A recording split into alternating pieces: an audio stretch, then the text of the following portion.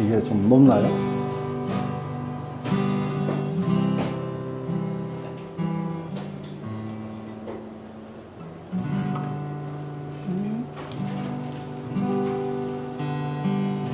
조금 높으면 높다고 말해요. 좀 아무래도 높은 것 같긴 하네.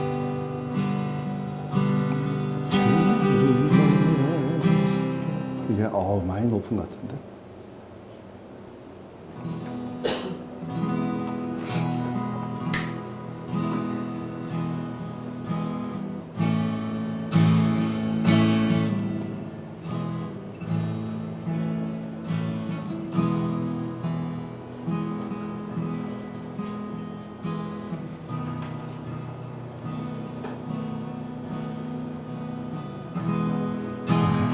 이 정도 낮추면 되겠다.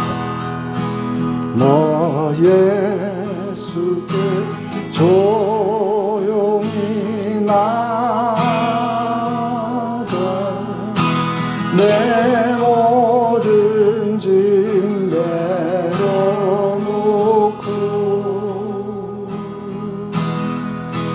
주 십자가 사랑을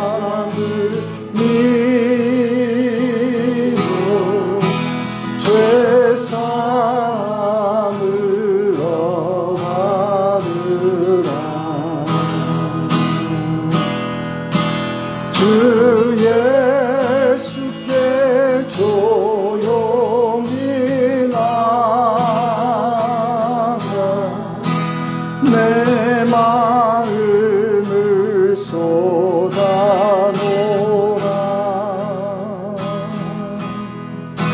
늘 은밀히 보시는 주님 그 은혜를 베푸시니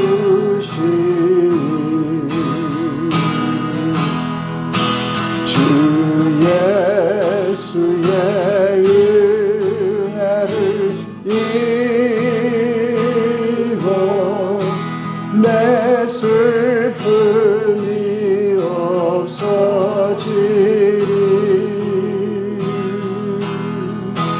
내 이웃을 늘 사랑하여 너 받은 것 거저주라. 주 예수께 조용히 나가 내 마음을 쏟아놓으라.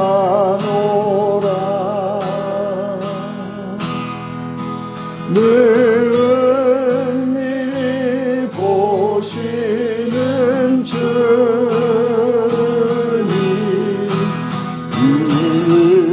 은혜를 베푸시니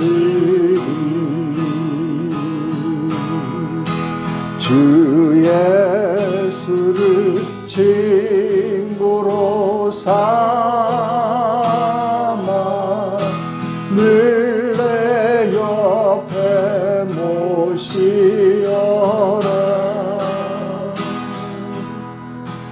그 영원한 생명샘 물에 내 마른 목 죽이어라. 주 예수께 조용히 나가 내 마음을 쏟아놓으라.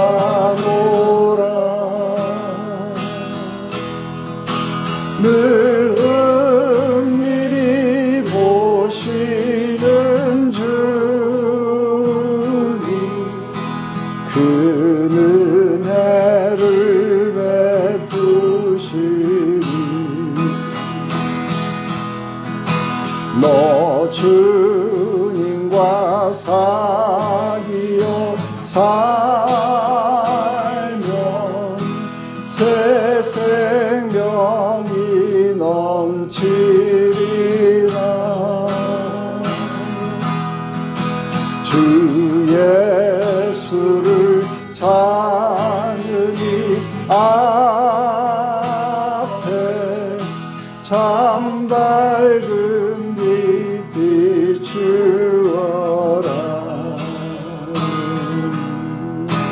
주 예수께 조용히 나가 내 마음을 쏟아놓으라.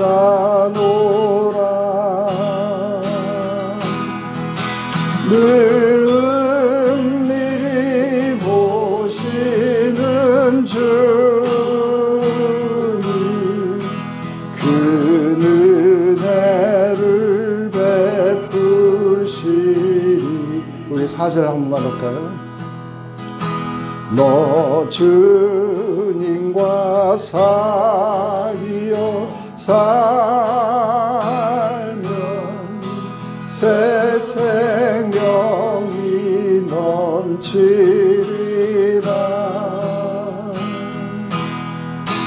주 예수를 찾는 이 앞에 참 밝은 빛 비추어라. 주 예수께 조용히 나가 내 마음을 쏟아놓으라.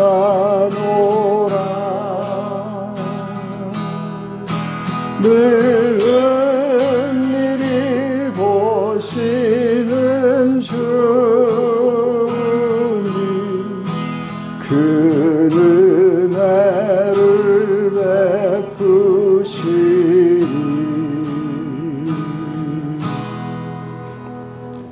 사랑하는 주님, 우리 삶에 크고 작은 여러 가지 일들이 있고 또 우리가 풀지 못하는 그런 많은 숙제 같은 문제들을 우리가 안고 살아가는 것을 압니다. 하지만 주님은 늘 그 모든 것을 내게 맡기라고 말씀하시며 또 네가 붙잡고 있던 모든 것들을 나에게 넘겨주고 너는 쉬라고 말씀하시는 것을 압니다. 바로 그 주님의 은혜 그리고 사랑, 우리를 돌보심 속에 우리의 영혼은 쉼을 누리고 그리고 새로운 생명을 얻으며 새로운 에너지 속에 또 새로운 삶을 우리가 살아갈 수 있게 하심을 감사드립니다. 이렇게 우리의 모든 생명의 근원이 되셨고 그리고 우리에게 늘 새 생명이 넘치도록 해주시기를 원하지만 우리의 관심은 늘 다른 곳에 감으로써 이 생수의 근원을 자꾸 떠나려는 우리의 성향을 가지고 있는 것을 봅니다.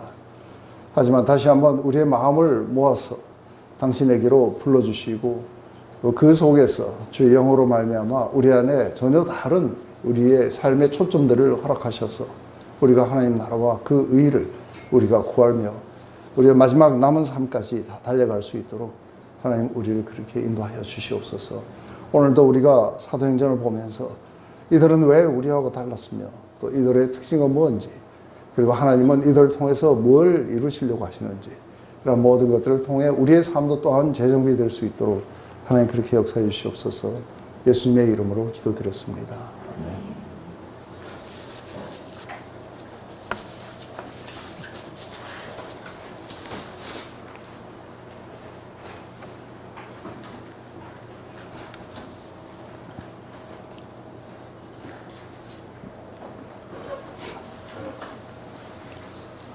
네.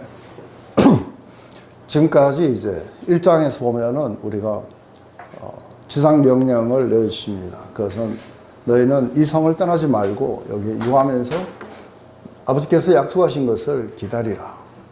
성령이 너희에게 임하시면 너희는 권능을 받고 그리고 예루살렘 그리고 유대 사마리아와 땅끝까지 이르러 내 증인을 삶을 살게 될 것이다. 이건 살아달라고 부탁한 게 아니라 그렇게 될 것이라고 말씀하셨어요. 그리고 이들은 그 약속을 기다렸고 그리고 성령이 임하시자 갑자기 이 교회가 이렇게 폭발하기 시작해요. 굉장한 에너지가 하늘로부터 내려와서 이 사람들을 굉장히 에너제틱하게 그리고 온 그런 어떤 천하를 갖다가 어지럽히는 그런 것으로 이렇게 가는 걸 봅니다. 임플란트 하라고.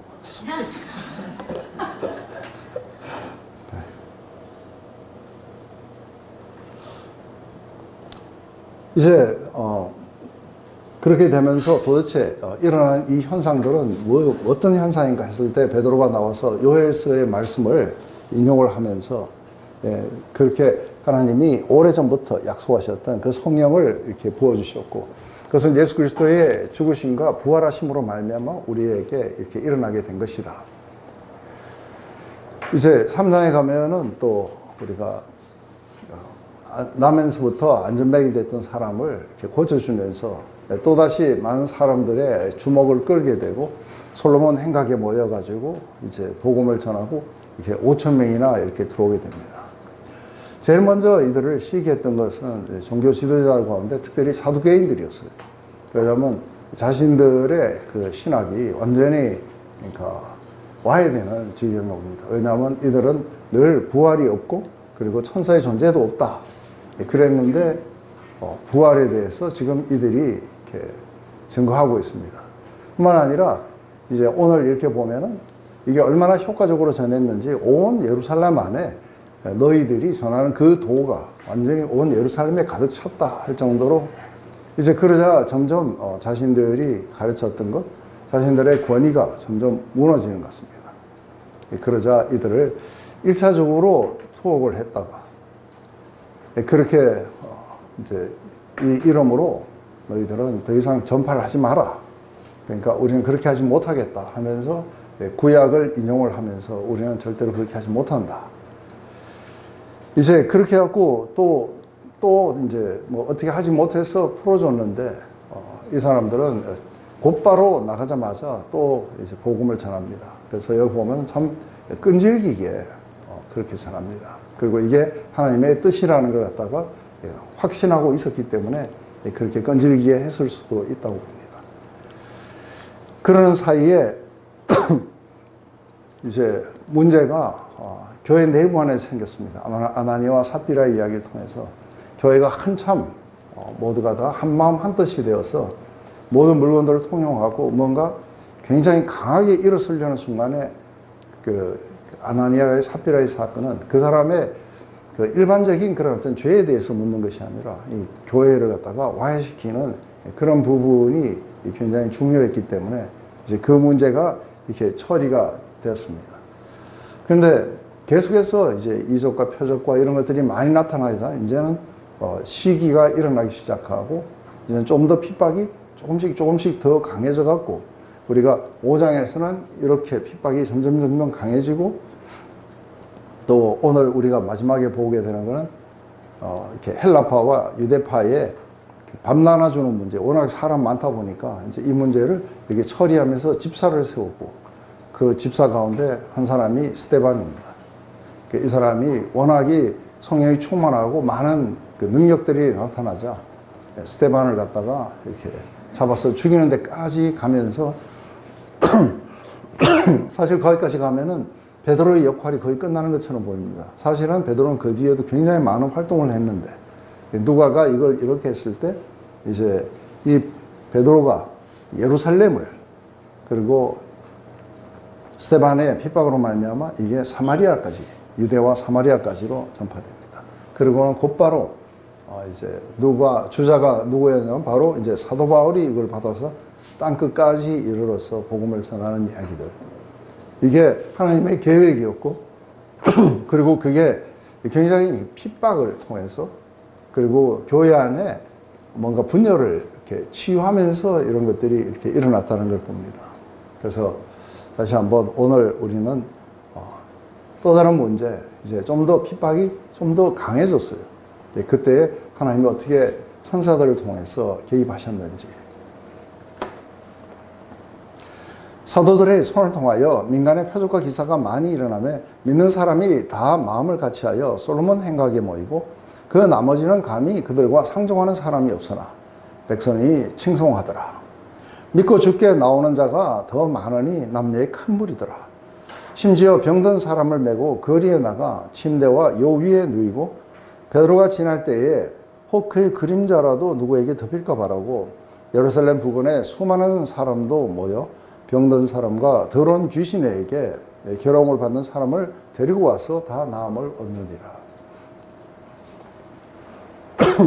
특별히 이런 표적과 기사, Signs and Wonders. 근데 주로 이것은 뭘로 나타나느냐 하면은 주로 이제 귀신을 쫓아내고 병든 사람을 치유하는 걸로 주로 나타났을 거라고 봐요. 이게 사람들 사이에 많이 일어나면 이제 이러한 것들은 기적 자체가 신기하고 좋고 또 기적을 추구하려고 하는 게 아니라 이게 사람을 이렇게 전부 모아서 뭔가가 우리가 범상한 일이 일어나고 있어요. 근데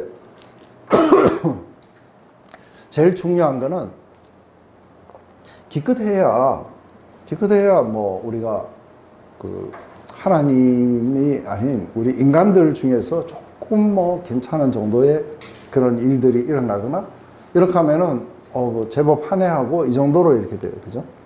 그런데 이런 인간이 도저히 할 수 없는 것들, 그 하나님의 역사가 우리 가운데 이렇게 나타나게 된다는 것은 이건 사람들에게 굉장히 영적으로 목말랐던 사람들을 전부 다 이렇게 확 끌어모을 거라 봅니다.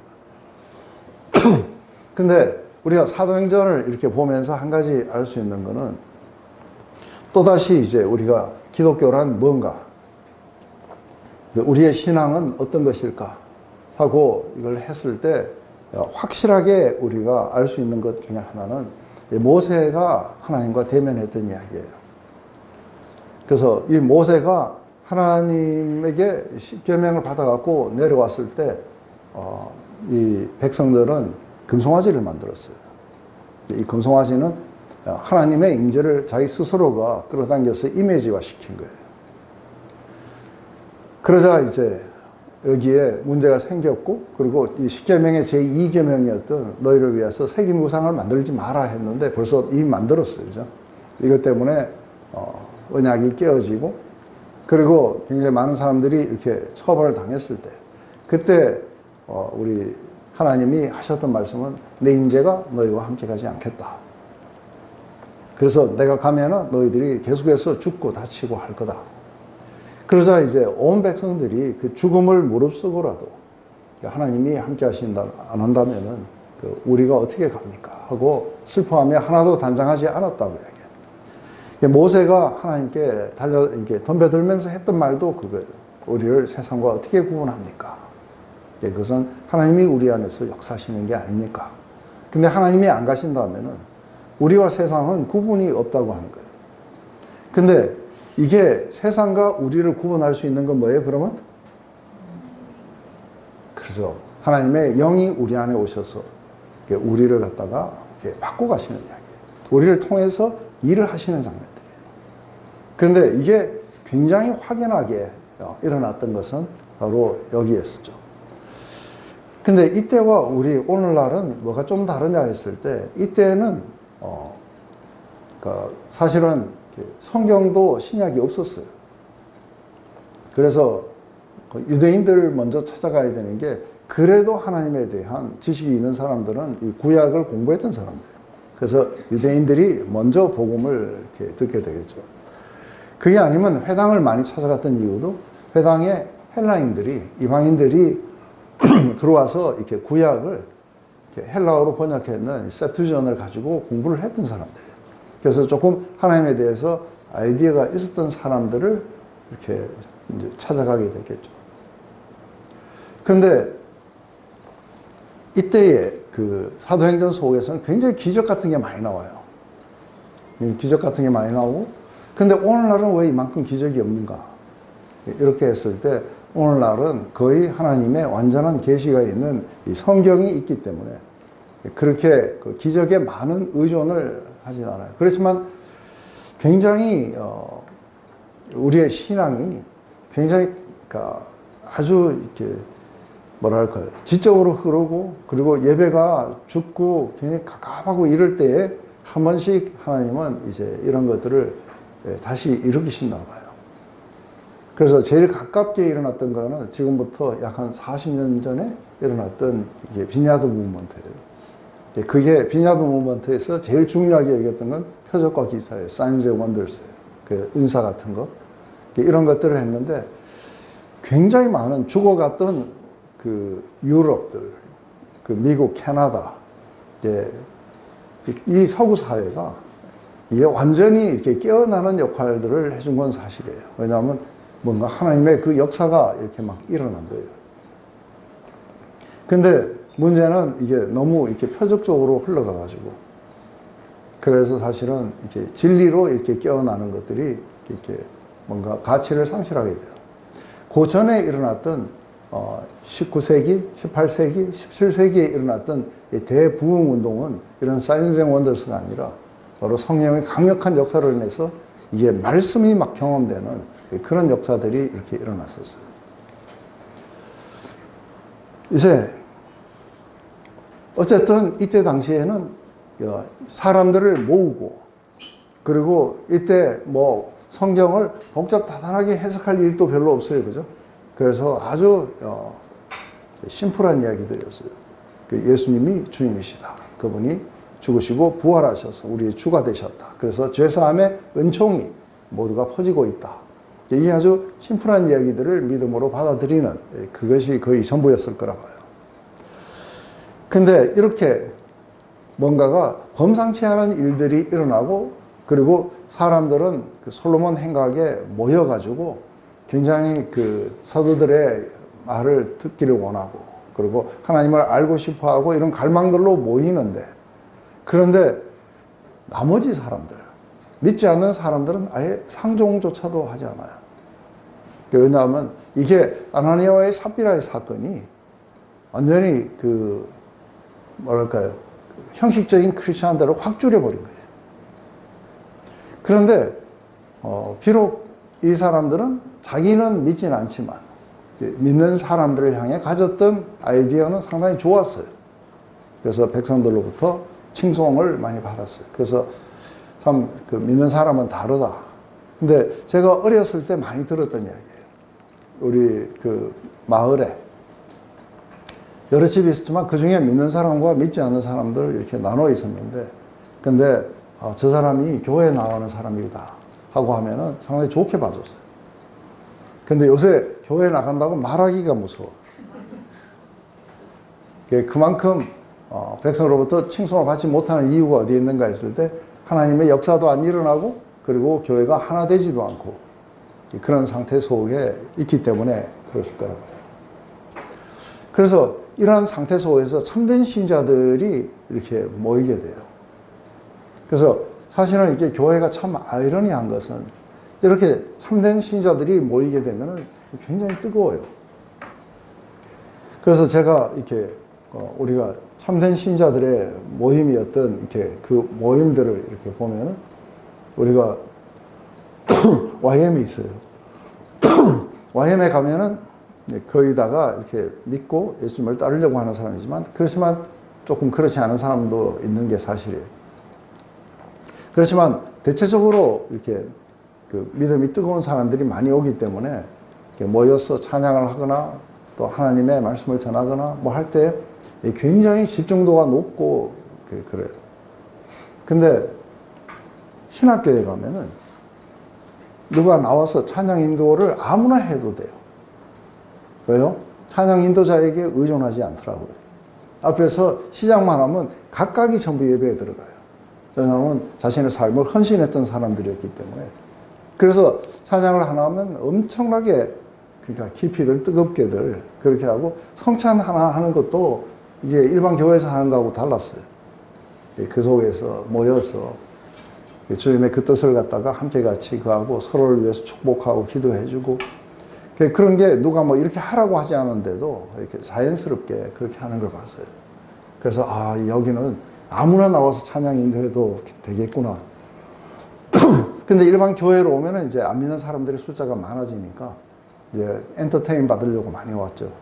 그러다 보니까 저 사람이 얼마나 잘하느냐, 오늘 목사님이 얼마나 설교를 잘하느냐, 이제 그런 것에 많이 의존하지만, 신학교에서는 뭐 교수님이 얼마나 강의를 잘했느냐 별로 중요하지 않아요. 왜냐하면 전부 자기가 공부하는 방식을 배우고, 그리고 어떤 책들을 봐야 되고, 이런 것들을 해서 스스로가 알아서 공부를 하는 시스템이기 때문에 조금 다르겠죠. 하지만 이렇게 되었을 때 이제 좀 더 뭔가 교회가 좀 더 그런 불신자들이 너무 많이 오는, 그래서 한 70%가 신자고 한 30%가 불신자면은 그래도 교회는 상당히 이렇게 건강하게 할 텐데 이게 거꾸로 되니까 이게 상당히 교회 안에 많은 문제들을 그렇게 일으키는 것 같습니다. 이제 교회가 그런 모습을 보일 때 사람들은 나도 언젠가는 교회를 나가야겠구나. 그래서 우리가 어릴 때 보면은 안 믿는 사람들인데 부흥회를 한다 그러면은 전부 일찍 밥 먹고 목욕하고 이래가지고 오늘 부흥회 한다고. 그러니까 안 믿는 사람들도 다 왔어요. 그러니까 뭔가 그런 것에 대한 갈급함을 나타내고, 그리고 어릴 때는 이렇게 새벽에 되면 종이 치잖아요. 그러면 자다가 이제 그 소리를 들으면은 집으로 오라는 소리처럼 들리기도 하고. 그래서 좀 그런 부분들이 좀 더 이렇게 좋았던 것 같아요. 근데 요새는 그런 게 이제 없는 거죠. 그러면서 많은 사람들이 굉장히 자신이 치유될 수 있다는 그런 기대감에 굉장히 들떴던 것 같아요. 그래서 그게 마치 우리가 그 혈류병을 앓는 그 여인처럼 주님의 옷자락에 손만 대도 내가 나을 것이다. 근데 이건 더해요, 그죠? 베드로가 지나갈 때 그림자만 덮어도 내가 나을 수 있겠다. 예, 이런 어떤 사람들, 그리고 이 사람들은 다 나았다 그래요. 하나님이 굉장히 이렇게 역사를 많이 해주시는 거죠. 그래서 주님이 늘 그렇게 말씀하시죠. 이제 너희는 내가 하는 일을 할 뿐 아니라 나보다 훨씬 더 큰 일을 너희가 하게 될 것이다. 근데 이게 하나님의 아들이라고 선언을 한 분이 하는 게 아니라 그냥 그의 제자 중에 한 명이 하는 거예요. 이렇게 되자 이제 예루살렘 지경을 넘어가기 시작해요. 이제는 유대로 퍼져나가기 시작해요. 그래서 예루살렘 부근에 있던 사람들, 유대에 있던 사람들이 지금 오고 있어요. 그래서 병든 사람, 또 더러운 귀신에게 괴로움받는 사람을 데려와서 전부 나음을 입었다. 이렇게 되죠. 지금 벌써 지금 얼마나 지났는지 잘 모르겠지만 벌써 이게 한 2만 명 가까이가 모였어요. 그러니 온 예루살렘 성에 예수님을 그렇게 외치고 이러는 사람들의 숫자가 거의 가득 차다시피 이제 그런 일들이 일어나게 되겠죠.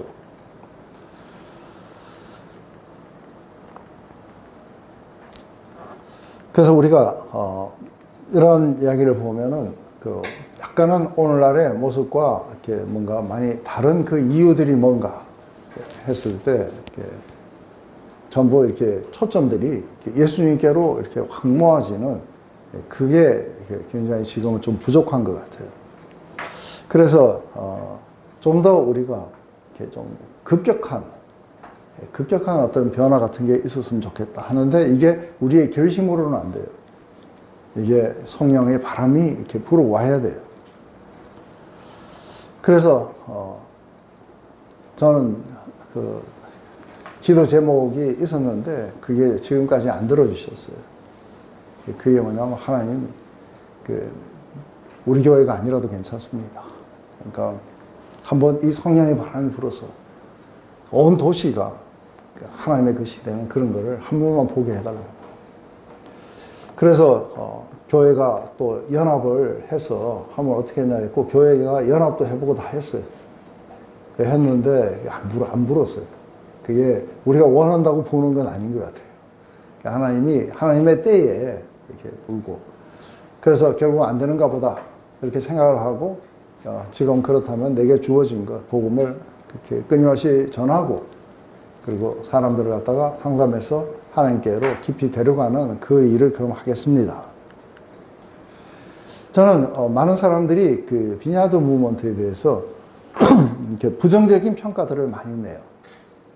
부정적인 평가를 내는 것 중에서 상당히 타당한 평가들이 많이 있어요.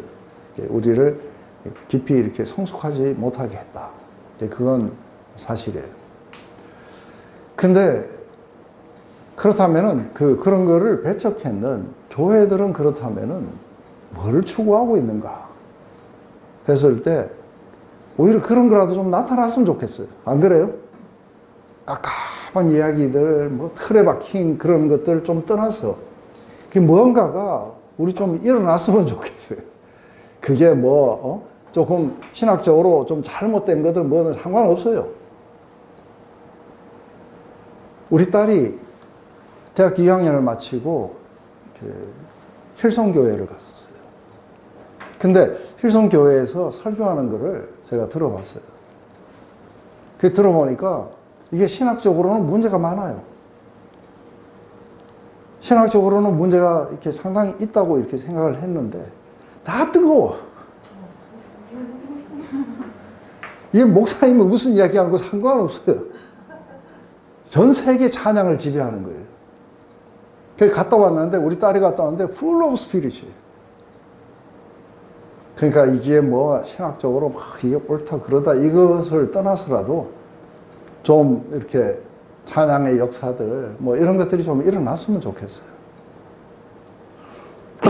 우리나라에 그러니까 사실은 굉장한 역사가 일어났던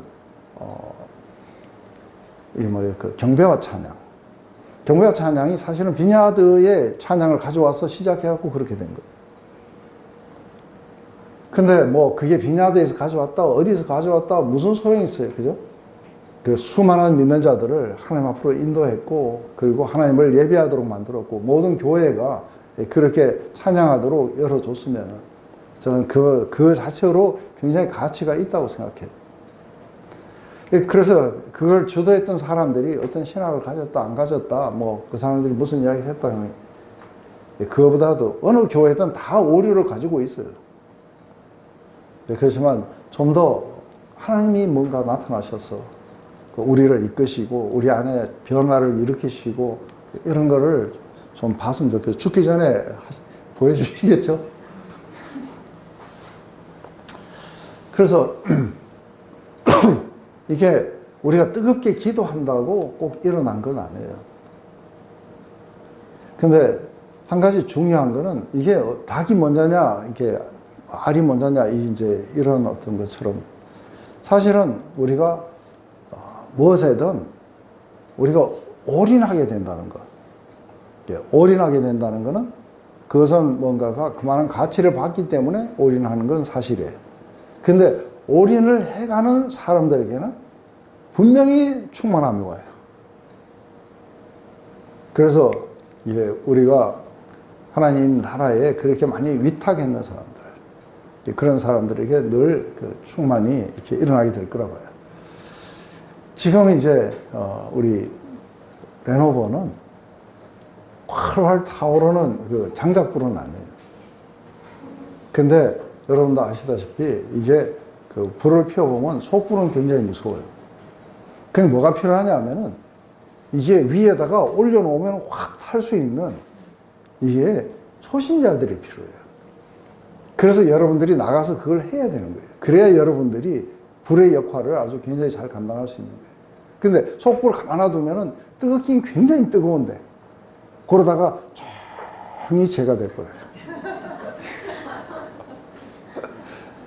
근데 그 위에 장작을 하나 올리면은 처음에는 올릴 때 뭐 각도를 세우고 이것과 이거 사이에 공간이 얼마나 되고 하는데 그거 필요 없어요. 그냥 올리면 돼요. 그래서 우리가 스몰 그룹 안에 불신자들, 믿지 않은 사람들, 그리고 복음에 대해 잘 모르는 사람들, 이런 사람이 한둘만 들어오면은 그 그룹은 막 살아나요. 우리에게는 뭐예요? 교회에게는 뭐가 필요해요? 믿지 않은 영혼들이 필요해요. 교회가 뜨거우려면.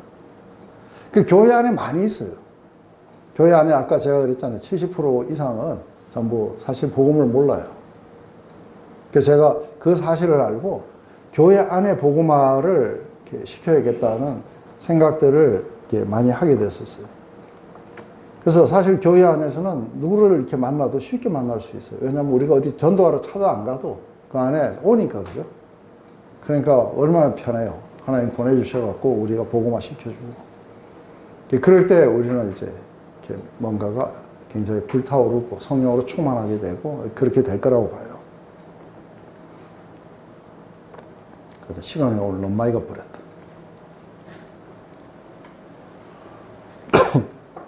대제사장과 그와 함께 있는 사람, 즉 사두개인의 당파가 마음에 시기가 가득하여 일어나서 사도들을 잡아다가 옥에 가두었더니 주의 사자가 밤에 옥문을 열고 끌어내어 이르되 가서 성전에 서서 이 생명의 말씀을 다 백성들에게 말하라 하며 그들이 듣고 새벽에 성전에 들어가서 가르치더니 대제사장과 그와 함께 있는 사람들이 와서 공회와 이스라엘 족속의 원로들을 다 모으고 사람을 옥에 보내어 사도들을 잡아오라 하니 부하들이 가서 옥에서 사도들을 보지 못하고 돌아와 이르되 우리가 보니 옥은 든든하게 잠기고 지키는 사람들이 문에 서 있으되 문을 열고 본즉 그 안에 한 사람도 없더이다 하니 성전 맡은 자와 제사장들이 이 말을 듣고 의역하여 이 일이 어찌 될까 하더니 사람이 와서 알리되 보소서 옥에 가두었던 사람들이 성전에 서서 백성을 가르치더이다 하니 성전 맡은 자가 부하들과 같이 가서 그들을 잡아왔으나 강제로 못하면 백성들이 돌로 칠까 두려워합니다. 지금 사두개인들 당파가 이제 마음이 굉장히 시기가 가득했다. 그 자신들의 신학이 무너지고 뭔가 다른 가르침들이 지금 굉장히 성행하는 걸 보면서 그러죠. 그래서 잡아다가 2차로 또 투옥을 시켰어요. 그런데 이번에 투옥을 했을 때는 놀랍게도 사두개인들이 부활만 안 믿는 게 아니라 뭐도 안 믿어요? 천사의 존재도 안 믿어요. 근데 천사를 보내신 거예요. 하나님이 천사를 보내셔가지고 이들을 풀어주면서 또다시 가서 생명의 말씀을 전해라. 근데 여기서 보면 사도들이 잡혀가는 걸 별로 이렇게 겁을 안 내는 것 같아요.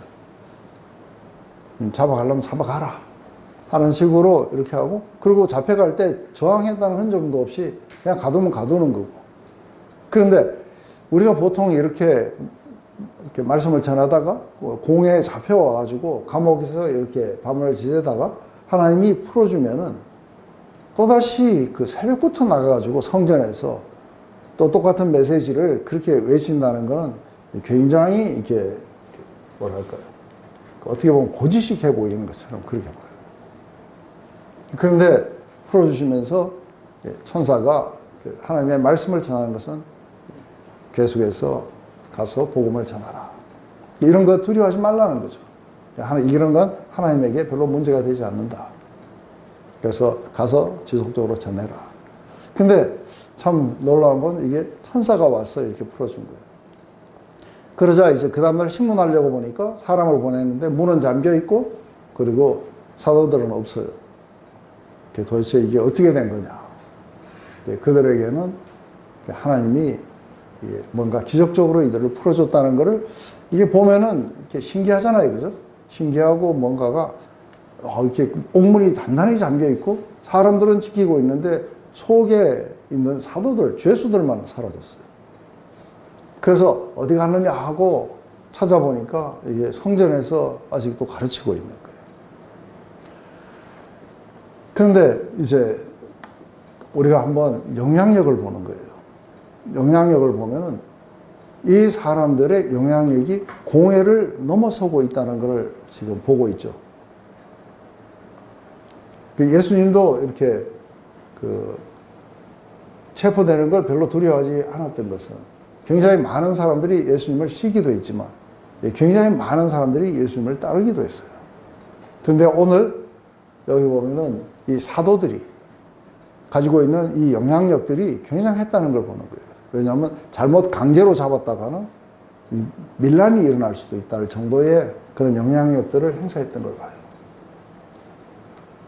그렇게 되자 강제로 잡지 못하고 저기 임의 동행 좀 해주시죠 하고 체포영장 이렇게 보여주면서 자발적으로 따라와 주세요 그러는데 따라갔어요.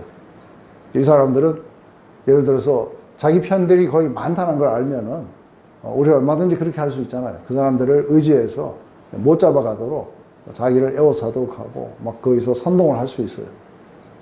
근데 선동도 없고 뭐도 없고 그냥 그렇게 임의로 동행하자 하니까 방금 하나님이 풀어주셨는데도 불구하고 그들을 따라서 가게 될 때는 이들 안에는 굉장히 뭐랄까요, 확신에 가득 차 있으며 그리고 자신들이 이렇게 옳다고 생각하는 것, 그것이 상대가 누구라도 별 상관이 없어요. 공회에 가서 사실은 이 진리를 갖다가 전하고 그들이 왜 틀렸는지를 이야기를 해주면 공회가 무너지면은 전부가 복음화돼요.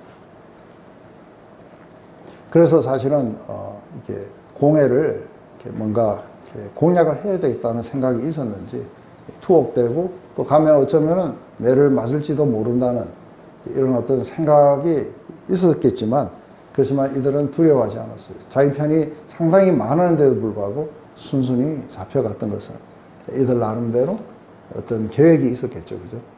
그것은 바로 그들 앞에서 복음을 갖다가 이렇게 전하게 되는 건데, 이게 이제 더 커다란 핍박을 가져오게 되고, 이게 좀 더 커다란 핍박을 가져오게 되면서 복음이 전 세계로 퍼지는 그 역할을 이렇게 하게 돼요. 우리 잠시 쉬었다가.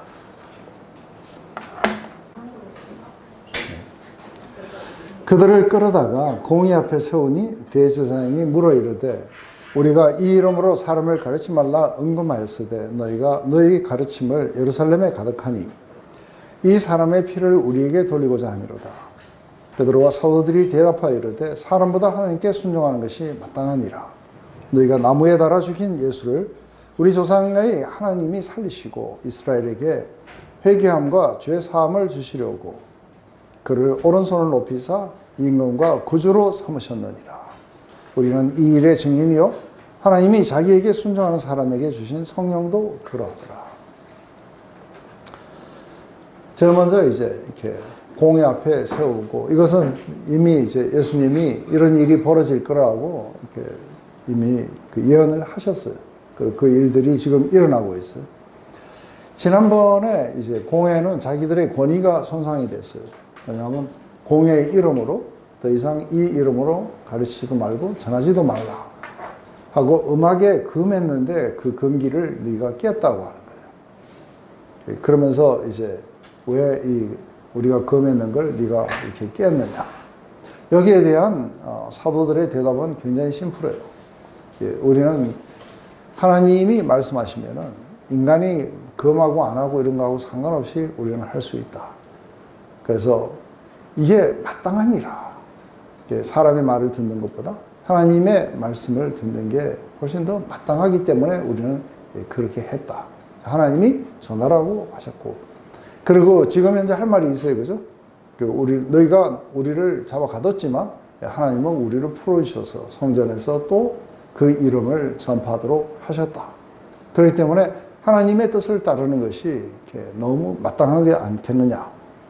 그러면서 했는데 이들이 이제 예수님을 자꾸 주라고 이야기를 하니까 이들 안에는 무슨 마음이 있느냐 하면, 이것들이 예수님을 죽인 그 원흉이 자기들이라고 자꾸 공격을 하는 것 같아요. 그래서 사실은 우리가 안티세미티즘이라는, 이것은 반유대주의가 이제 그렇게 일어나요. 그래서 굉장히 유대인들을 정오하고 이랬던 것이 그가 예수님을 죽였다는 거죠. 그래서 그 사람의 피를 우리에게 돌리려고 하는 거 아니냐 하니까, 너희들을 고발하려고 하는 게 아니다는 거죠. 너희들에게 그 피값을 돌리라는 게 아니라 이 모든 것들은 사실은 뭔가 하나님의 뜻이 있었다. 그래서 너희가 나무에서 달아 죽인, 근데 나무라는 단어를 썼어요. 왜 십자가라고 안 그러고 너희가 나무에 달아 죽였다고 그래요. 근데 이게 나무라고 하는 이유가 어디에 나오냐면 우리가 신명기 22장에 나와요. 신명기 22장에 보면은 이렇게 나무에 달린 자마다 저주받은 자라고 하는 것이에요.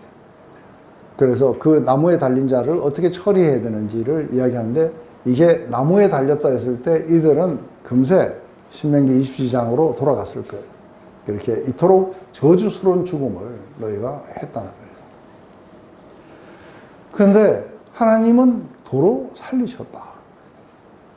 그래서 지금 너희는 나무에 달아서 저주 속에 죽도록 했지만 하나님은 도로 살리셨다. 근데 누가 살리냐면은 하나님이 살리신 게 아니라 우리 조상의 하나님이에요. 우리 조상의 하나님이라는 것은 바로 너희도 믿고 우리도 믿는 그 하나님이 살리셨다. 그래서 너희는 하나님을 그렇게 거역하고, 그렇지만 하나님은 우리 조상의 하나님, 너희가 믿고 있는 그 하나님은 그를 도로 살리신 것이다. 근데 도로 살리시하고 왜 이렇게 너희가 이렇게 죽인 것을 왜 하나님이 도로 살리셨는가 했을 때 이 모든 것들이 하나님의 계획 속에 있었다. 그것은 단순히 회개와 죄사함의 은총을 주기 위해서 그런 것이다. 그래서 사실은 너희들을 고발하려는 게 아니라 바로 너희들에게 이 죄사함의 은총을 너희들에게 주기 위해서 그렇게 하신 것이다. 그래서 하나님이 그의 오른손으로 높이사. 왜 오른손이라고 하냐면 이게 우리가 보면은 이렇게 오른손이라는 게 이게 right라는 단어를 써요. 오른손, right. right라는 거는 이게 옳다는 뜻이에요. 의롭다는 뜻이에요. 그래서 사실은 오른손으로 높였다는 건 그러니까 예수님이 의로워지신 거예요. 근데 여기에서 이제 한 가지 되게 중요한 게 있어요. 이게 오른손으로 이렇게 높이셨다는 것은 너희가 저주에서 그렇게 나무에 달아 죽였던 예수님을 하나님은 의롭다고 칭해 주셨다는 거예요. 그리고는 오는 세상을 다스릴 수 있는 왕으로서 그리고 구주로서 삼으셨다는 거죠. 그래서 우리는 이게 지금 명확하게 우리가 경험했던 것이고 명확하게 우리가 알고 있는 것이라는 거예요. 그래서 사람의 손에 의해서 죽었지만 그리고 저주받아서 죽었던 그 이유는 우리의 모든 저주를 가져가셨다. 그리고 하나님이 그를 다시 살리셨을 때는 하늘에 승천하시도록 이렇게 불러주신 것은 그렇지만 그분을 의롭다고 칭해 주시면서 올려주신 것이다. 그 결과가 뭐냐면 이제 회개와 죄사함의 은총을 우리에게 베풀려고 하시는 것이다. 그래서 우리는 그분이 죽으시는 것도 봤고 부활하시는 것도 봤고 승천하는 것도 보았다.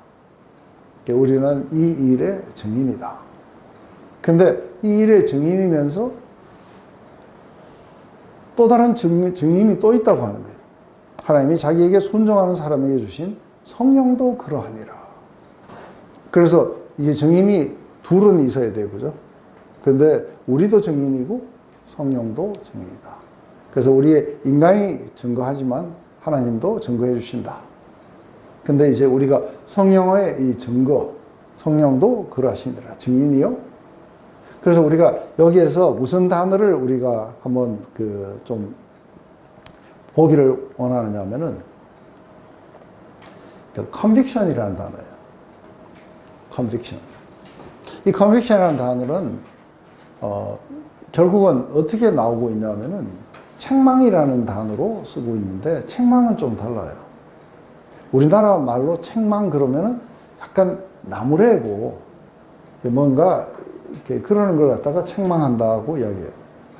그런데 성령이 오시면은 세상에 대해서 세 가지를 컨빅트 하실 거라고 해요.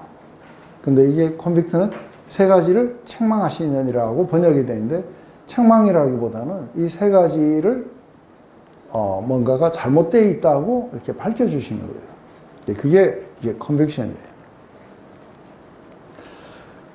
그래서 이 단어가 신약에서 한 17번쯤 나와요.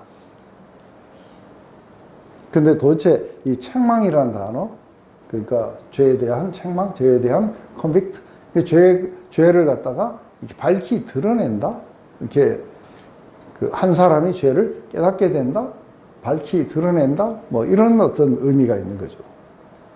그래서 우리가 절대로 이해하지 못하고 보지 못하는 것을 성령께서 보도록 그렇게 해주시는 거예요.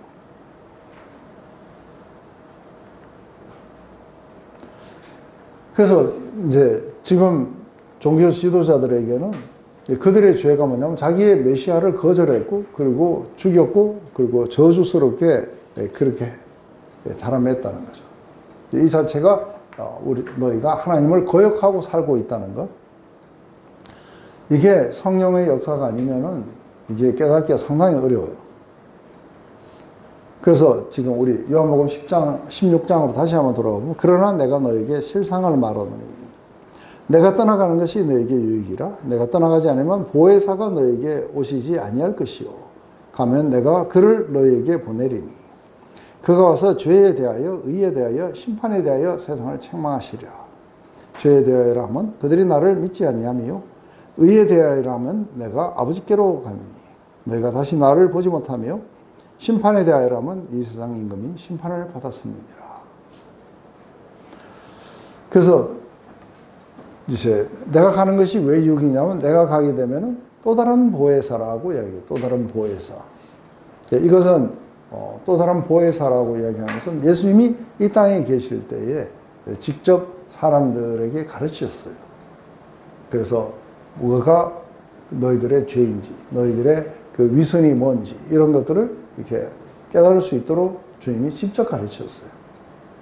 근데 이제 또 다른 보혜사라는 건 똑같이 예수님처럼 그 역할을 하는 분이 또 오실 거라는 거예요. 그분이 성령님이세요. 근데 성령님이 오시게 되면은 예수님이 여기서 하시던 그 역사를 이 성령님이 또 하시게 돼요. 그래서 예수님이 이 모든 것들을 마치고 부활 성천하셔야 성령이 오실 수 있는 것은 그 전에 이렇게 오실 수가 없는 것은 예수님이 아직 우리 죄 때문에 죽으시거나 그리고 부활하시거나 성천하지 않으셨어요. 그래서 예수님이 이 땅에 계실 때는 성령이 이 땅에 오셔서 사람들을 컨빅트하고 그게 쉽지가 않은 거예요. 왜냐하면 아직 그 일들이 안 일어나기 때문에. 그런데 이게 다 예수님이 다 이루고 났기 때문에 이제는 성령께서 오셔서 우리 인간들에게 세상에게 이제 뭐가 잘못되어 있는지에 대해서 이게 책망하는 거예요. 근데 죄에 대해서라면 했을 때 이제 우리는 죄가 우리가 여러 가지로 정의할 수 있지만 하나님을 거역했던 것이에요. 이 죄가 하나님을 거역하도록 만들었어요. 그런데 이 죄에 대해서라고 하면은 이 거역이 어떻게 또 일어나냐면 이제 우리 스스로는 우리의 죄의 문제를 해결할 수가 없어요. 그래서 하나님은 누구를 보내주셨냐면 메시아를 보내주신 거예요. 근데 이 메시아를 보내서 이 메시아를 통해 가지고 이 사람들의 모든 인간들의 죄의 문제를 해결해 주기를 원하는 거예요. 이게 이제 하나님의 뜻이에요. 그런데 이제 이 하나님의 뜻을 받아들이려고 그러면은 뭘 해야 돼요? 예수님을 이제 믿음으로 받아들이는 일들이 일어나야 돼요. 근데 예수님을 받아들이는 그 일을 이들이 안 한다는 거예요. 이게 이제 앞으로는 죄가 돼요.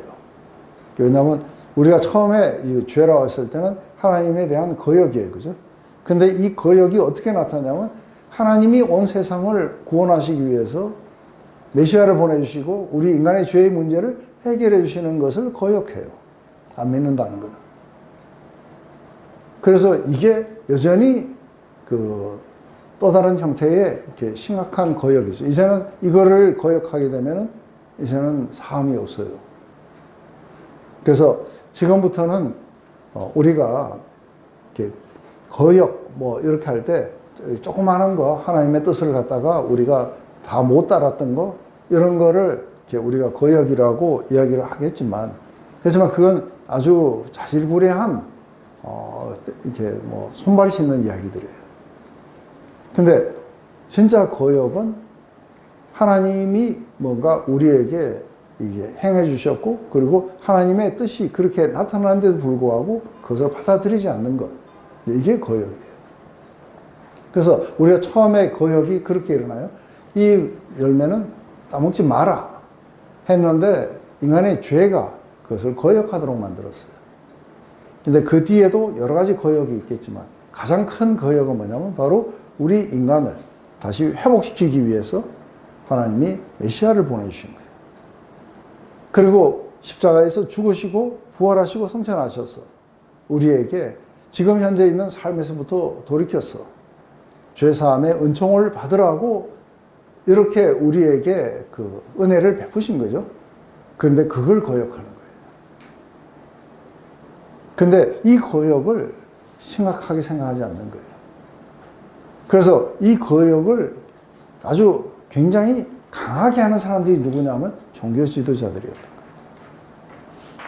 거예요. 왜냐하면은 이것은 하나님의 뜻을 갖다가 모르고 했지만 지금은 이제 모든 것들이 일어나서 이게 일어나고 있고 이거를 누가 말하고 있냐면 사도들이 말하고 있어요. 이걸 지금 증거하고 있어요. 이 벌써 두 번째 만났어요. 그죠? 두 번째 만났고 온 예루살렘 안에 이 이야기들로 가득 차고 있어요. 그런데 이게 지금 사도들에 대해서 증거가 될 뿐 아니라 성령도 증거를 하고 계시다. 이게 성령의 컨빅션이에요. 성령이 증거하시게 되면 이들은 그것을 깨닫고 어디로 나와야 돼요? 예수님 앞으로 나와야 돼요. 그리고 믿음으로 예수님을 받아들여야 돼요. 이제는 죄가 하나밖에 없는 거예요. 뭐예요? 예수를 안 믿는 거예요. 이제 예수를 안 믿는 게 왜 죄가 되느냐 하고 처음에 이제 여러분들이 복음을 전하다 보면은 예수 안 믿는 게 왜 죄냐 하고 이야기할 때 효과적으로 설명을 할 수 있어야 돼요. 이렇게. 그것은 바로 하나님이 우리의 모든 죄를 이렇게 사해 주시고 그래서 우리를 구원하시기로 원하신 게 이게 하나님이 세우신 뜻이다. 근데 그 뜻을 정면으로 거역하는 게 뭐냐면 예수님을 거절하는 거라. 안 믿는 거예요. 이제 왜 예수 안 믿는 게 죄인지를 여러분들은 확실하게 이해하고 이게 증거할 수 있어야 돼요. 의에 대해서라 하면은 내가 아버지께로 가미니 그래서 그들은 나를 보지 못한다 하고 그렇게 이야기해요. 그래서 내가 아버지께로 간다고 하는 것은 우리가 하나님의 그 앞에 하나님의 그 임재 앞에 나갈 수 있는 사람은 죄인은 안 돼요. 하나님의 임재 앞에 나갈 수 있는 사람은 그러니까 죄가 없는 사람이라야 하나님 앞에 나갈 수 있어요. 그래서 의에대라고 이야기한 것은 너희들은 죄인이라고 못 박았지만 하나님은 예수님을 그분 앞에 승천하도록 하셔서 그분의 보좌 옆에 앉으셨다는 것은 그분이 의로운 분이라는 걸 증거했다는 거예요. 그래서 예수님을 죄인으로 몰았던 사람은 하나님께로 못 와요. 그런데 죄인이라고 몰렸던 예수님은 승천하셔서 하나님의 우편에 계시는 거예요. 이것은 뭐가 의인지 뭐가 죄인지를 갖다가 명확하게 해주시는 거예요. 그것의 기준은 뭐예요? 바로 이게 예수님이에요. 심판에 대해서라면은 했을 때 이게 심판이 필히 일어나야 된다고 이야기를 하는데 이것은 바로 그 예수님이 십자가에서 못 박혀서 죽으실 때에 누가 심판을 받았냐면 바로 사단이 심판을 받은 거예요. 그래서 사단은 이제 이 심판을 받고 이게 힘을 못 쓰는 게 사단이 하는 사단을 우리가 다른 말로 하면 뭐라고 그래요? 사단. 우리 요한계시록에 보면 어떠어떠한 자가 지금 이제 이렇게 떨어졌다 하는 거잖아. 이게 사단을 뭐라 하냐면 밤낮으로 성도들을 고소하던 자들이에요. 그래서 accuser. 이게 뭐냐면 그 하나님 앞에 나와서 혹시 하나님 박금수 목사 아십니까? 그 보셨죠? 그렇게 하시는 거. 하고 이렇게 하고 밤낮으로 고소하는 자들이에요. 그런데 이게 이제 고소를 못하게 돼 있어요. 왜요? 그래서 죄값 치렀지 않냐?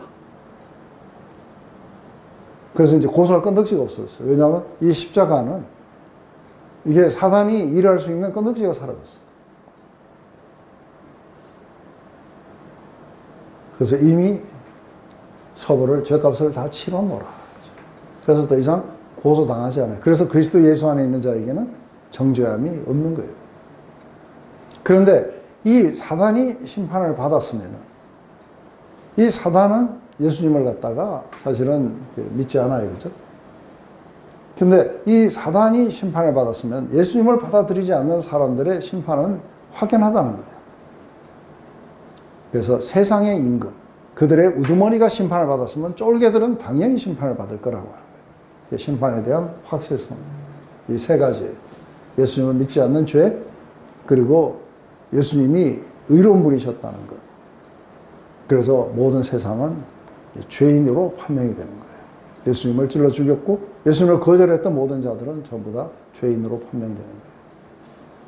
그리고 그들에게는 심판이 있다는 것을 공격하시겠다는 거예요. 지금 이게 베드로가 지금 그걸 말하고 있는 거예요. 베드로가 너희들이 나무에 달아 죽인 예수를, 하나님은 우리 조상의 하나님은 이걸 살리셨고, 그리고 회개와 죄사함의 은총을 주시려고 그분을 높이셨어. 그래서 구주와 왕으로 그렇게 세우셨다. 그러니 빨리 지금 뭘 해야 돼요? 빨리 그분 앞에 무릎을 꿇고, 그리고 그분을 구주로 받아들여서 죄사함의 은총을 받아야 된다. 이걸 거절하면 너희들에게는 죄사함의 그 가능성이 제로다. 이 세상의 이름이라는 건 믿지 않는 사람들의, 그렇죠. 믿지 않는 사람들에게 역사하는 그 왕이죠. 그래서 이게 이제 성령의 역사인데, 이거를 명확하게 우리가 이렇게 깨달아서 들어오는 게 아니라, 뭔가가 이게 경험으로 일어날 때는 뭉쳐갖고 일어나요.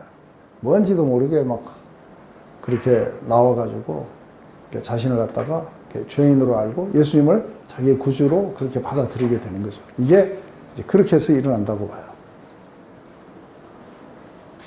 근데 이제 제일 먼저 우리가 복음을 명확하게 깨달을 필요가 있는 것은, 이게 감정적으로 뭔가 띵하게 오는 건 아니에요.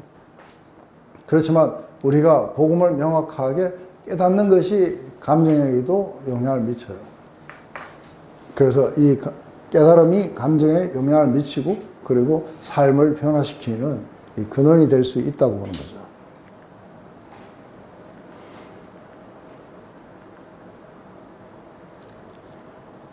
그래서 이제 모든 죄는 예수님을 믿지 않는 거고, 그것은 심판을 피할 길이 없다 하는 게 성령이 오셔서 이렇게 해주시는 것이, 이게 이제 베드로의 메시지의 본질이었다고 보는 거죠.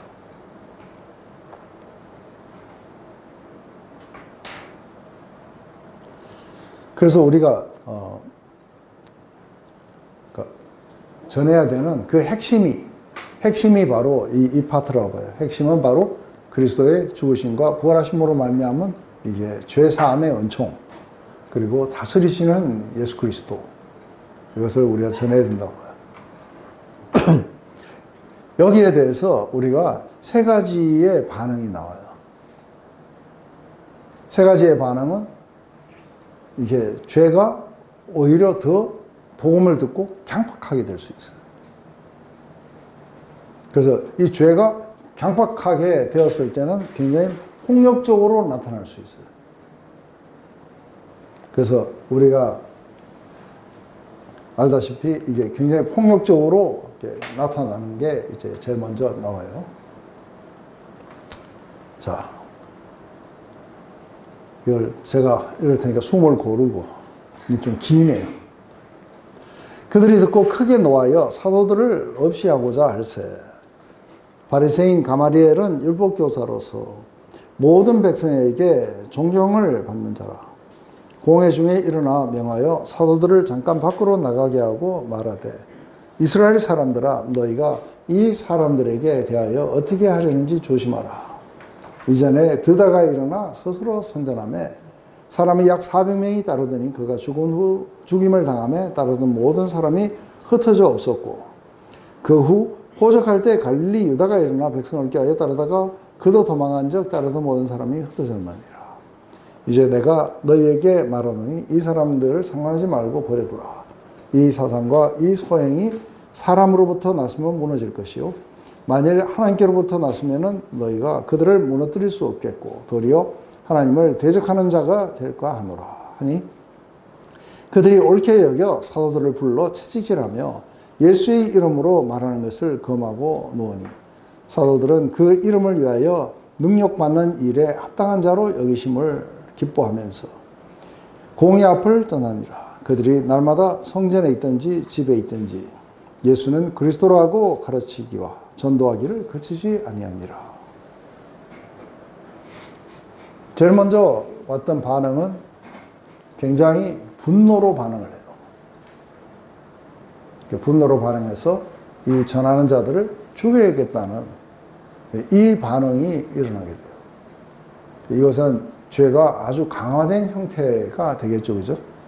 예수님을 받아들이지 않는 것 플러스 뭐예요? 거기에다가 전하는 자들을 죽여야겠다고 생각하는 데까지 이르게 돼요. 이게 이제 우리 안에도 이렇게 있는데, 이게 우리와 우리의 삶을 위협할 만한 어떤 도나 아니면 이론이나 이런 걸 전하면은 굉장한 위협을 느껴서 저걸 제거를 해야 된다고 그렇게 생각합니다.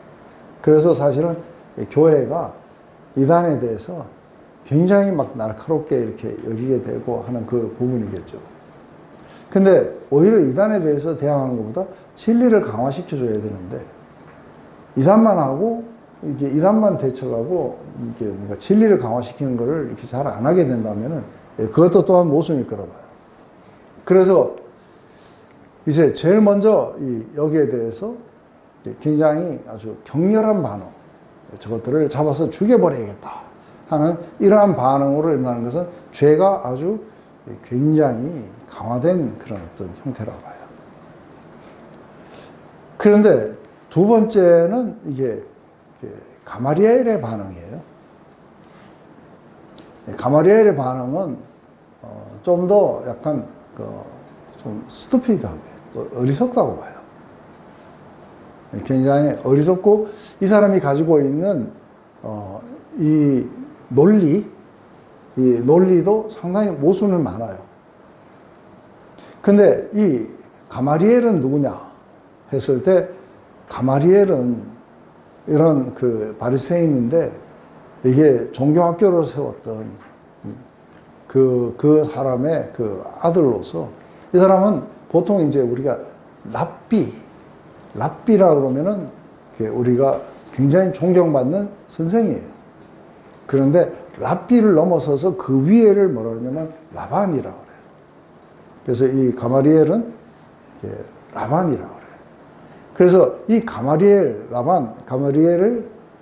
이것은 모든 사람들이 다 존경을 하고 공회의 회원이기도 해요. 그런데 이 사람이 세운 그 학교에서 누가 공부했어요? 그렇죠. 사도 바울이 공부를 했어요. 그러니까 최고의 학교에서 사도 바울이 공부를 한 거죠. 근데 그 최고의 학교에 최고로 존경받는 선생이 아주 이상한 논리를 가지고 있어요. 그래서 가마리엘은 율법 교사로 모든 백성에게 존경을 받는 자라. 이 사람이 일어나가지고 사도들을 잠깐 물리고, 그리고는 공회 회원들에게 설명하는 거예요. 이스라엘 사람들아, 너희가 이 사람들을 그렇게 죽이고 안 죽이고 이런 건 상당히 조심해야 된다 하면서 이제 두 가지의 예를 이야기하는 거예요. 그런데 그 한 가지가 뭐냐면 이게 드다와 유다예요. 그래서 이게 드다라는 자가 일어나고 막 하다가 드다가 죽으니까 400명이나 따르다가 다 흩어져 갖고 사라져 버렸다는 거예요. 그런데 지금 가마리엘이 봤을 때는 예수라는 자가 나와가지고 사람들이 따랐어요. 그죠? 따르다가 예수라는 자가 이게 죽었는데, 그런데 이들이 지금 뭔가 활동을 하고 있는 거예요. 그런데 드다라는 자가 나왔을 때는 그 리더가 죽자 다 와야 됐다는 거예요. 그래서 그거는 가짜였다는 게 판명됐다는 거예요. 그리고 유다라는 자가 나와가지고 사람들이 따르다가 유다가 도망을 가니까 따르던 자들도 전부 사라져 버렸다는 거예요. 그러면 지금 이제 예수님을 어떻게 보는 거예요? 드다, 유다 이런 중에 한 사람으로 지금 보고 있는 거예요. 그러니까 그렇게 해서 따르던 자들이 다 사라지니까, 이거는 결국은 뭐냐면 만약에 사람으로부터 시작된 것 같으면 이렇게 사라지게 될 거라는 거예요. 그런데 만약에 이게 하나님으로부터 왔으면 사라지지 않을 뿐 아니라 너희가 하나님을 대적하게 된다는 거예요. 그러니까 이게 조심해야 되는 거다. 그러니까 워낙이 명망이 있고 그리고 존경을 받는 인물이 그렇게 얘기하니까 전부 다 그 말이 맞다. 해가지고 그렇다면은 우리가 처리할 게 아니라 하나님에게 그냥 맡겨야 된다. 예, 그렇게 봅니다. 이 사람의 논리 가운데 가장 그 어리석은 게 뭐예요?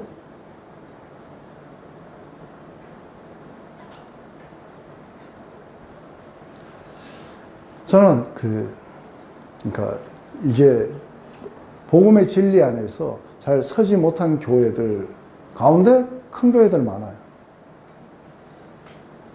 그건 어떻게 설명을 해야 돼요? 그리고 거기에 목회 철학 가운데 뭐가 있냐 하면은 그게 성경과 맞든 안 맞든 무조건 다 해봐라 해라. 그래서 결국은 뭐예요? 잘 되는 게 하나님의 뜻이라. 그리고 하나님의 뜻이 아닌 거는 사라져 가게 될 거라는 거예요. 이게 진리일까 하는 거예요. 그러면은 그러니까 우리가 지금 이야기하고 있는 신천지는 하나님의 뜻일까? 교회 엄청 커요. 그래. 네? 그렇죠. 언젠가는 무너진다 하더라도. 그런데 이제 그건 그렇게 이야기한다면은 우리가 동로마의 비잔틴 제국, 기독교 국가였어요. 지금 이스탄불에 가면 소피아 성당이 있어요. 근데 지금 그게 모스크로 변했어요. 오스만 터키에 의해서 이게 회교화돼요. 그렇다면은 그것도 다 가짜였겠네요. 북아프리카에 굉장히 아주 기독교가 성행했었어요. 근데 아랍 침공으로 인해 가지고 지금 다 회교화되어 있어요. 그런 건 어떻게 이야기를 해요? 서구 사회에 교회가 하나씩 둘씩 사라져가고 이런 것도 그렇다면 교회는 하나님의 뜻이 아니었는가? 안 그래요. 그러면 지금 리더가 죽었는데도 성행하는 게 있어요. 몰몬교. 맞아요? 여호와의 증인. 리더 다 죽었어요. 그래도 지금 계속해서 성행하고 있어요. 그러니까 우리도 이거를 하나님의 역사로 받아들이자. 이 논리 같으면. 그게 이해가 되세요?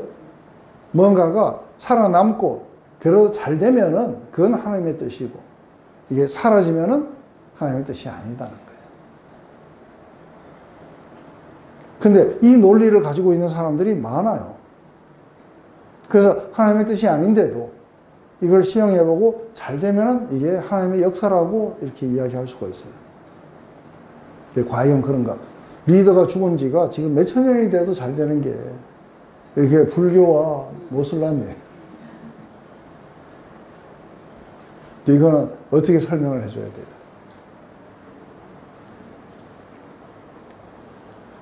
이게 맞지 않다는 게 이해가 되세요? 그러니까 이제 또 다른 부류는 뭐냐면은 될 일은 된다 하는 거예요. 될 건 되고 안 될 건 어차피 안 될 거다. 그러니까 우리가 굳이 애써서 관여하지 말자.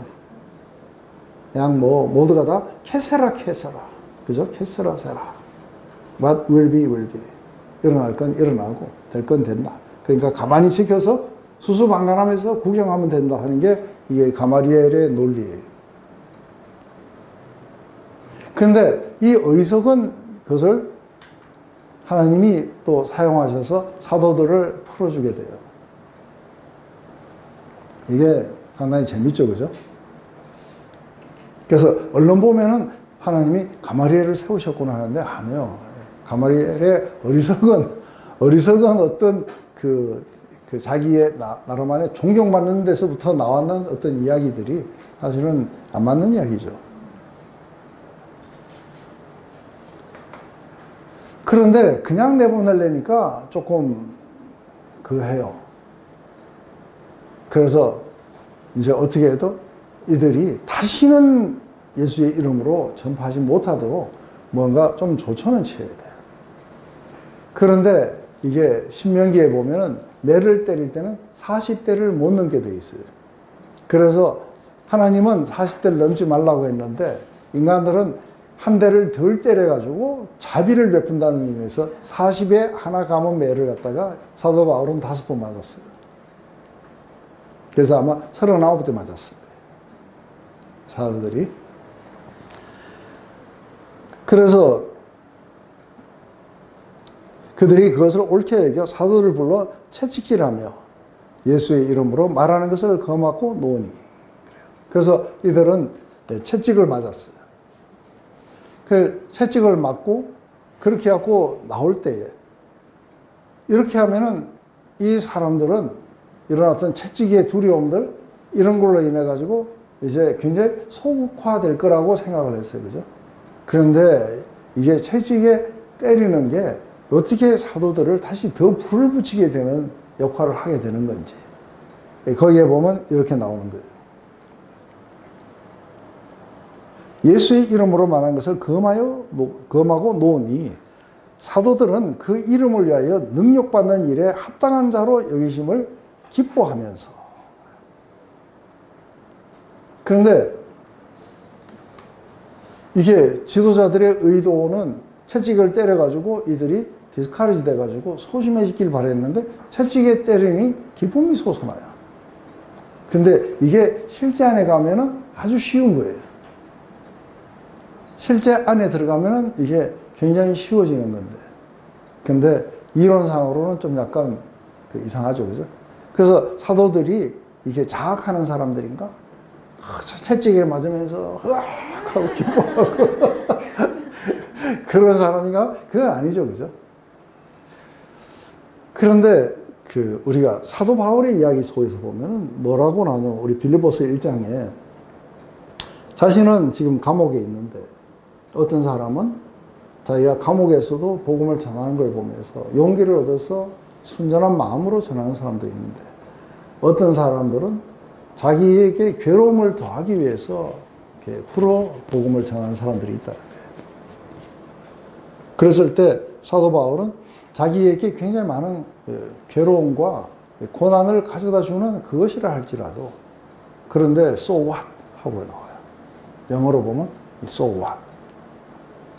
왜냐하면 자기의 기쁨은 자기에게 이게 평안을 주느냐 아니면 고통을 주느냐가 이제 이미 떠났다는 거예요. 왜냐하면 그리스도가 전파될 수 있는 곳이라면 그게 자기에게 기쁨이었다는 거예요. 이거는 그냥 나오는 게 아니고 얼마나 사랑이 깊었으면 그 대상을 향해 고난을 받지만 그 대상이 자기를 통해서 전파되는 거야. 그러면서 나의 간절한 기대와 소망, 자기 안에 한 가지 간절한 기대와 소망이 있는데 그것은 전에와 같이 그래요. 이것은 전에도 그랬고 지금도 그러고 또 앞으로도 그럴 거라는 거예요. 전에와 같이 오직 내 삶에서 내 몸에서 그리스도가 존귀케 되기를 원한다는 거예요. 이게 은혜에 대한 반응들이에요. 우리를 위해서 그토록 고난을 받으셨던 그분을 위해서 우리가 고난을 받고 우리의 삶을 통해서 그분이 존귀케 되고 그분이 전파되는 그게 이제 기쁨의 근원이 되기 시작하는 거예요. 왜냐하면 내게 사는 것이 그리스도니 나의 죽음도 유익함이라. 이제 자기에게는 다른 게 없다는 거예요. 오직 자기가 살아가는 모든 삶의 목표는 그리스도밖에 없다. 그리고 그 죽음은 그렇게 자기가 이 땅에서 추구하던 주님을 영원히 그렇게 최종적으로 즐기게 될 거라는 거예요. 이게 사랑이 어느 정도 깊어서 이런 게 나오게 되는지 이해됐어요? 3년 반 동안 정 때문에 그런 건 아니에요. 그렇지만 성령을 통해서 하나님의 그 사랑이 어떤지를 갖다가 우리의 마음속에 깊이 도달하게 되자. 이들은 이제 자신들에게 이런 임무를 주시고 이런 부르심을 부르셨다는 것도 이제 커다란 은혜로 느껴져요. 그죠? 그뿐 아니라 그분의 이름을 전하라고 우리를 부르신 거예요. 그 증인된 삶을 살라고. 근데 이게 가면서 투옥도 되고 그리고 매도 맞고 위협도 당하고 이런 것이 있었지만 이게 그냥 우리가 그것을 따로 떼내서 한 게 아니고 내가 투옥도 됐다. 내가 매도 맞았고 겁박을 당했다는 게 아니고 예수님을 위해서 지금 하고 있다는 거예요.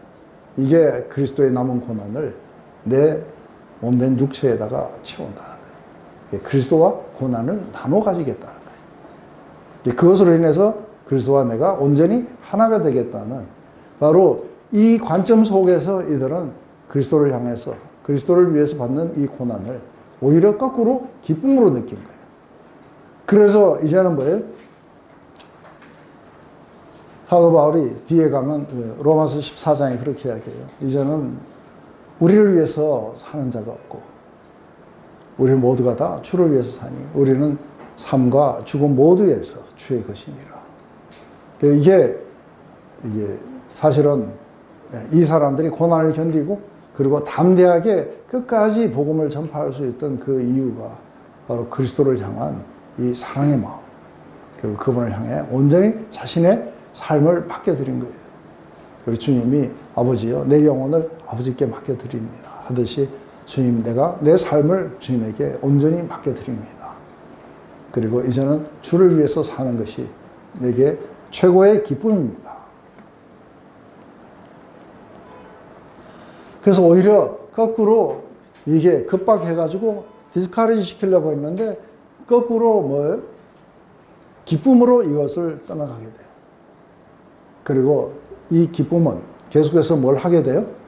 아주 이게 persistent, 아주 지속적으로 그 주님으로부터 받았던 그 예수를 증거하는 그 일에 오히려 더 자신들을 갖다가 몰두하도록 만들어요.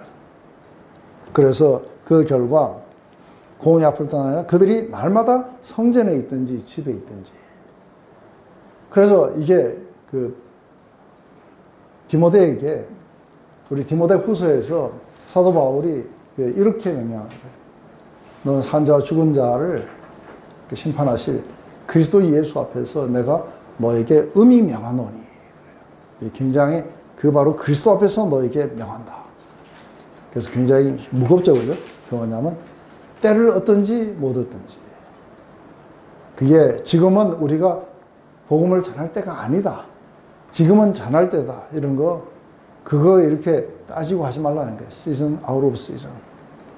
지금 핍박이 오고 이런 위협이 오고 그거 상관없이 너는 복음을 전하라고.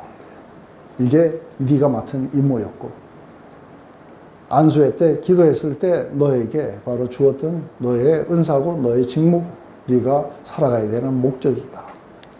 그래서 때를 얻든지 못 얻든지 너는 말씀을 전해라.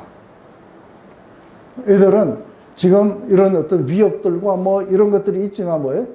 이게 성전에 가도 전하고 집에 와도 전하고 이제는 뭐예요? 이게 모든 시간들이 예수님을 전하는 시간이에요. 이건 세상이 감당할 수 없는 자들인 거예요. 그래서 전도하기를 거짓이 아니하니라. 이게 성령께서 오셔서 다시 한번 우리의 마음 속에 이렇게 컨빅트 하시고 그리스도의 사랑, 모든 지식을 초월하는 그 그리스도의 사랑을 갖다가 우리에게 알게 하시고 그 사랑에 사로잡혀서 그리고 우리의 가치관들, 우리의 삶의 어떤 목적들, 이런 모든 것들이 다 달라지면서 우리의 마지막 그 데스티니를 이렇게 하나님 앞에 맡기면서 살아갔던 이 사람들이. 그래서 때를 얻든지 못 얻든지 이게 지금 복음을 전하고 있는 모습을 보는 거죠.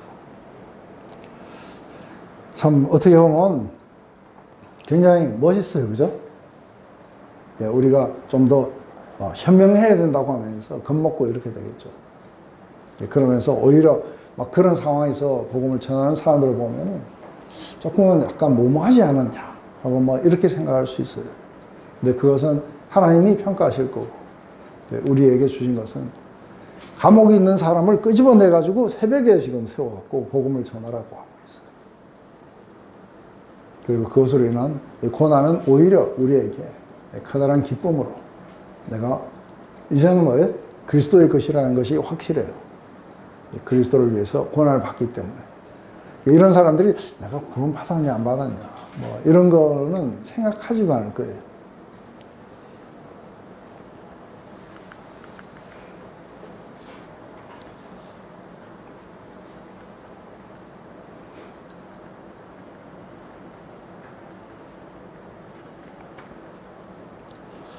이제 이렇게 해서 이 고난들이 극복되어 왔어요. 그리고 사람의 숫자가 많아지니까 또다시 교회 내부 안에 뭔가 분열의 조짐이 있는 거예요. 그래서 이 문제를 이게 해결하기 위해서 이 집사를 세우는 이야기가 나와요. 근데 이 집사를 세우는 이야기를 통해 가지고 사실은 이 집사들은 얼마 일 못하고 이제 막 흩어져요. 그렇게 되는데 어쨌든 이 집사를 세우는 이 과정들 그리고 이 집사들을 통해서 사도들을 어떻게 하게 되는지를 좀 한번 봐봐요. 그때 제자가 더 많아졌는데 헬라파 유대인들이 자기의 과부들이 매일의 구제에서 빠짐으로 히브리 사람들을 원망하니 12사도가 모든 제자를 불러 이르되 우리가 하나님의 말씀을 제쳐놓고 접대를 일삼는 것이 마땅하지 아니하니 형제들아 너희 가운데 성령과 지혜가 충만하여 칭찬을 받는 사람 7을 택해라. 우리가 이 일을 그들에게 맡기고 우리는 오로지 기도하는 일과 말씀 사역에 힘쓰니라 하니 온 무리가 이 말을 기뻐함으로 믿음과 성령이 충만한 사람 스데반 또 빌립과 브루고르와 니가노르와 디몬과 바메나와 유대교에 입교했던 안디옥 사람 니골라를 택하여 사도들 앞에 세우니 사도들이 기도하고 그들에게 안수하니라. 하나님의 말씀이 점점 더 왕성하여 예루살렘에 있는 제자의 수가 더 심히 많아지고 허다한 제사장의 무리도 이 도에 복종을 하니라. 갑자기 이제 이게 헬라파 그리고 히브리파의 신자들이 이렇게 생긴 거는 주로 이제 헬라파라 그러면 이게 디아스포라들이에요. 그래서 이렇게 성전에 예배하러 왔다가 거기에서 이렇게 예수님을 믿고 받아들이는 사람들 그리고 원래 히브리 이스라엘에 이렇게 남아서 그렇게 했던 사람들. 그래서 문화적 차이 같은 것들은 조금 있었을 거예요. 그런데 원래 과부들은 어떻게 하느냐면 이 교회가 하는 게 아니고 원래 이스라엘 종교단체에서 하게 돼 있어요.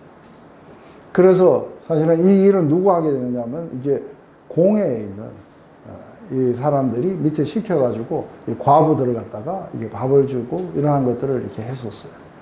그런데 이 사람들은 예수님을 믿었기 때문에 거기서 제외된 거예요. 제외되자 이제 이 사람들이 이제 교회에서 이 일을 이렇게 맡게 돼요. 근데 이것은 상당히 뒤에 가면은 우리 디모데전서를 보면은 이거는 에베소의 이야기인데 거기에서도 과부를 명단에 올린다든지 이런 이야기들이 나오는 걸 보면은 이 자체는 교회가 가는 곳마다 있었다고 이렇게 봐요. 근데 이게 밥 나눠주는데 뭔가가 좀 헬라파에서 왔는 이 과부들이 좀 덜 뭔가 돌봄을 받았다 하는 것이 이제 생겨나기 시작하자 이 불만이 이렇게 일어나기 시작해요. 그러다 보면 이게 이제 무서운 게 뭐냐면 너와 내가 뭔가가 문제가 생겨갖고 원수가 되는 건 두 사람만의 문제예요. 근데 이제 미국에서는 굉장히 그러니까 죄가 무거운 건 뭐냐면 종교라든지 인종이라든지 이런 거를 하게 되면 인종과 인종이 맞붙어 버려요. 그러면 이게 이제 감당이 불감당이 돼요. 그래서 사실은 이게 헬라파라든지 유대파라든지 이렇게 붙으면 교회가 완전히 반으로 갈라져 버려요. 그래서 이 문제를 해결해야 되는데 지금까지는 어떻게 했냐면 사람들이 땅을 판 걸 가지고 사도들 발 앞에 두면은 사도들이 필요에 따라 나눠졌어요. 근데 이게 이제 사람의 숫자가 적었을 때는 이게 사도들이 이걸 하면서 다 할 수 있어요. 그런데 이제 이게 많아지기 시작하니까 이게 이제 사도들이 지금 이제 이걸 제대로 할 수가 없는 거예요. 왜냐하면 지금 나가가지고 두드려 맞고 오죠. 또 어떤 날은 또 감옥에 가서 자고 오죠. 이러는데 또 이제 밥도 나눠줘야 돼. 그러니까 이게 보통 문제가 아닌 거예요. 그러니까 이제 사도들이 이제 모여서 결정한 건 이게 이 잡을 나누자. 그래서 우리는 원래부터 했던 기도와 말씀 사역에만 우리가 집중하고, 그리고 나머지 문제들은 이렇게 집사들을 세우자 하면서 집사들 가운데 평판이 좋고, 그리고 성령으로 충만하며 이 지혜가 있는 자들 가운데 추천을 받자. 그래서 이제 7명이 추천을 받게 돼요. 그래서 가장 먼저 믿음과 성령이 충만한 사람들로 이게 차게 돼요. 그 중에 제일 먼저 나오는 사람이 스데반이고, 그 다음에 사마리아 전도에 공을 세웠던 이 빌립이고, 나머지 사람들은 어떻게 되는지 잘 안 나와요. 그래서 그들에게 기도하고 안수를 했다고 그래요. 근데 이 안수라는 게 이게 뭐냐면 오데임이라는 거예요. 이것은 뭐냐면 이제 저도 안수를 받을 때 그렇게 한 거예요. 내가 하나님으로부터 이 일에 전념하라고 나를 부르신 것 같다 하고, 이게 교회에다가 이야기가 됐을 때 교회에서도 보고 너의 그 부르심이 맞다 해가지고 이걸 할 때 하나님도 이걸 맞다고 인정을 해주는 게 안수예요. 그래서 기도를 하게 돼 있는 거예요. 그래서 기도를 해가지고 이 사람들을 이렇게 그렇게 세우게 돼요. 그런데 이제 이게 우리가 어떤 효과를 갖고 오느냐면은, 이게 사도들이 자꾸만 시간을 사실 오래한 일에 빼앗기면 진짜로 해야 되는 이게 말씀 사역은 잘 못해요. 그런데 오늘날 교회가 말씀 볼 시간이 없도록 목사님을 자질구레한 일에 계속해서 매이도록 만들어버려요. 그러니까 시스템 자체가 잘못됐어요. 그 수도 없는 장로들도 있고 뭐 집사도 있고 다 있는데 왜 목사님한테 그런 걸 일일이 다 물어야 되고, 이 자체가 상당히 잘못된 거예요. 그래서 저는 부교육자 세우고 어쩌는데 부교육자보다 내가 해야 될 게 있다. 그래서 이거는 성경 안에서도 나왔던 거고, 그래서 중요한 건 목사의 일과 집사의 일을 나누자. 나눠가지고 이거는 내한테 묻지도 마라. 이래갖고 나누는데 3년 걸렸어요. 왜냐하면 다 습관이 어떻게 돼 있어요? 이거는 목사님이 결정해줘야 돼. 야, 그거 뭐 메뉴 정하는 거 내보다 더 잘하는 사람들이 얼마나 있는데 왜 그걸 나한테 묻냐? 그리고 뭐 피아노 뭐 반주를 누구를 시켜야 됩니까? 그건 내한테 묻지도 마라. 근데 계속 이 사람들은 뭔가 묻고 이걸 받으려고 하는 거예요. 그러니까 사실은 그런 거 하나 둘 하면은 마비가 돼버려요. 근데 이게 쫙 나눠졌을 때 뭐가 오느냐면, 그래서 사실은 이제 그 조직이 필요한 거겠죠. 근데 이게 쫙 나눠졌을 때 어떤 효과가 오느냐면, 이 사람들도 성령으로 충만해서 이제 불만이 다 잠재워졌어요. 그죠? 불만이 잠재울 뿐 아니라 사도들은 기도와 말씀 사역에 전념하면서 어떻게 되겠어요? 이 교회는 굉장히 뜨거워져요. 그래서 사실은 아무것도 안 하고 저보고 맨날 묵상하고, 그리고 맨날 기도하고, 맨날 말씀을 증거하고 이것만 하라 그러면 이거만큼 좋은 거 없어요. 쉬운 거 없어요. 그런데 저 사람이 무슨 문제가 생겨가지고 이 사람들하고 뭐 지금 뭐 사이가 안 좋은데 그거 지금 뭐 어떻게 해결을 하라고 어쩌고저쩌고. 그 장로들이 해야 돼요. 우리 교회는 장로들이 해요. 그 목사님 보고 거기에 개입하지 말라고 이야기해요. 근데 이게 좀 이렇게 나눠지면은 얼마나 다들 편하게 해요. 그러니까 저보고 그렇게 사람이 많은데 혼자서 어떻게 하는 거예요? 그건 내가 뭐 맨날 뭐 말씀 보고 기도하는데 뭐 둘이 합니까? 그 나머지 일은 누가 합니까? 나머지 일은 다 평신도들이 알아서 다 하도록. 그렇게 하니까 진짜 편안하게 이걸 할 수 있는 거예요. 그렇게 되니까 점점 더 제자들의 수가 많아지는 것은 점점 더 효과적인 그런 어떤 교회 모습이 되어 가는 거죠. 거기에 심지어 누구까지 들어오냐면 제사장들까지 들어오는 거예요. 왜냐하면 자기들의 그 생명 없는 그 제사가 아주 그냥 이제 역겨워지는 거예요.